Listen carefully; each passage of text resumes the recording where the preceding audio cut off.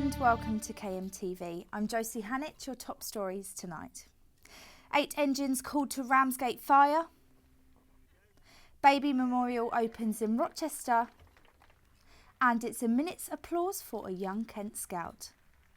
But first this evening, police were spotted searching a bush near the Swale campus of Canterbury College earlier this afternoon. 6 police cars, including a dog unit and van, were stationed around the area, including outside Sheerness train station, by McDonald's and in Beach Street. Eyewitnesses saw a team of officers using a dog to search in a bush before teams moved towards Beach Street, where it's understood a man was taken into custody.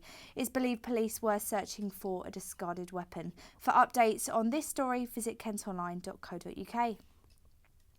8 engines were called to the scene of a fire near Ramsgate this afternoon. It's believed 3 buildings, including storage warehouses, have been affected by the fire in Moncton. Nearby residents have been told to keep their windows and doors closed as a precaution. The cause of the fire is not yet known. A man died after his vehicle crashed outside a Sainsbury's car park in Aylesford this morning. It happened in Mills Road just before 12 and no other vehicles were involved. It's believed the man, thought to be from East Farley, collapsed at the wheel before the collision. Emergency services, including the air ambulance, attended, but the driver was pronounced dead at the scene. His next of kin have been informed. Young inmates at a Kent youth jail have been able to access porn, as the latest Ofsted report reveals. The report said highly inappropriate material has been found in areas accessed by young people at Medway Secure Training Centre. Keelan Webster has the details. Inadequate. That is the latest damning verdict from Ofsted on the Medway Secure Training Centre. And it's in this building behind me here where inspectors have said it was obvious that young people had access to inappropriate material, courtesy of 2 USB sticks. Now, what is not so clear is exactly how many of them did indeed access it. What is clear is Ofsted's current stance on the centre, and that is that it's simply not up to scratch at the moment, both promoting good behaviour and the safety of young people deemed inappropriate in their latest reports. Now, it's not the first time that this place has been embroiled in controversy this year. Back in January, footage emerged of workers bullying some of the inmates here and also lying when reporting the incidents. Now, recommendations have been made by the inspectors and they'll be paying regular visits throughout the year to see if the advice they've given has been taken up on. This is Keelan Webster for KMTV in Rochester. Kent hosts almost 40 grammar schools across the county, and although there is currently a ban on building new ones, this might be set to change. Prime Minister Theresa May announced plans to give the go-ahead to a new generation of grammar schools. Henry Sandercock has been to Chatham to find out more. Grammar schools are political marmite. People either love them or detest them. For some, they are vehicles of social mobility, but for others, they are a symbol of elitism. Since 1998, there have been no new grammar schools. However, new Prime Minister Theresa May is thought to be a big fan of selective schooling. She is, after all, a former pupil of a grammar school herself. So, here in Kent, where we currently have almost a quarter of England's grammar schools, we could be welcoming a few more. However, the potential plan has had a hostile reception from opposition groups. I think it's going to be very confusing for parents and pupils if they're going to be told, actually, you're going to have this test to see where you end up for Year 7 and then subsequently more choices for Year 9. We have to tackle that at the moment here in Medway and Kent. To place that upon the rest of the country, I think, is unnecessary pressure. Actually, we should just be focusing on getting good education for all kids. Conservative MP for Dartford, Gareth Johnson, who is an advocate for grammar school, said in a statement, "Children are not the same, and so we should never aim for a one-size-fits-all system. Grammar schools have a vital role to play in providing a diverse system that caters for academically minded children. We must, though, ensure all schools are successful. We will only achieve this when we recognise that children have different strengths. Some excel in a vocational environment and others in an academic one." It seems that the contentious issue of how we educate future generations will not be put to rest anytime soon. This is Henry Sandercock reporting for KMTV in Chatham.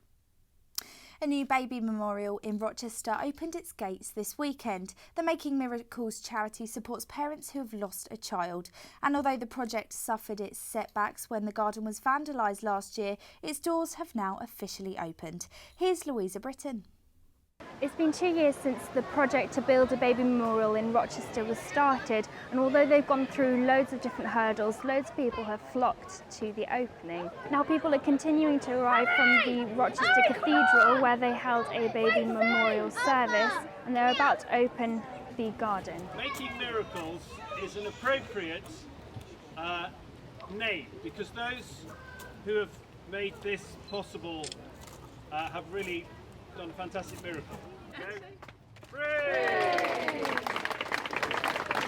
It's really a place for them to come and remember, reflect and have a trace of their baby, and really it's just a beautiful, quiet space, quite tranquil, where they can come and just remember their baby.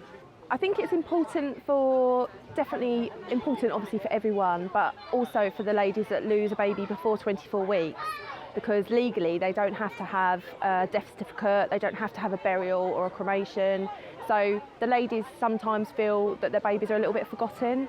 So if they do lose a baby before 24 weeks, they can still come here, they can still have something for them here. So it's just an extra thing for them really, in part of the healing process. I started Making Miracles because I experienced a high-risk pregnancy with my 3-year-old daughter Summer. She survived against the odds.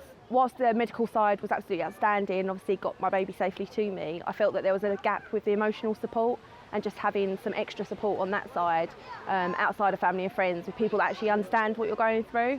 So that's basically why we started Making Miracles. In 2011, I lost my first little boy, and I was 32 weeks pregnant. Didn't know at my 32-week scan that they found polycystic kidney disease.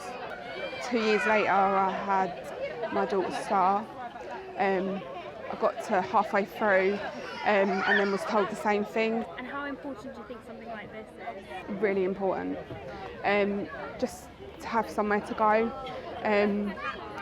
When you're feeling a bit low and you just want to go sit somewhere, and it's just really nice. This is Louisa Britton for KMTV in Rochester. And finally, a minute's applause was held during Maidstone United's first match of the season in tribute to Charlie Girling. The clapping started at the 12th minute of yesterday's game to mark the age at which the young boy died. Charlie, who was a keen footballer, passed away unexpectedly while on a scout trip to Finland on the 24th of July. A fund has also been set up in his name to help other scouts at the Aylesford troop. That's it from us this evening. We'll be back again tomorrow with the latest stories from across your county. In the meantime, don't forget you can keep up to date by listening to KMFM or logging on to kentonline.co.uk. Have a great evening and we'll see you tomorrow. Good night.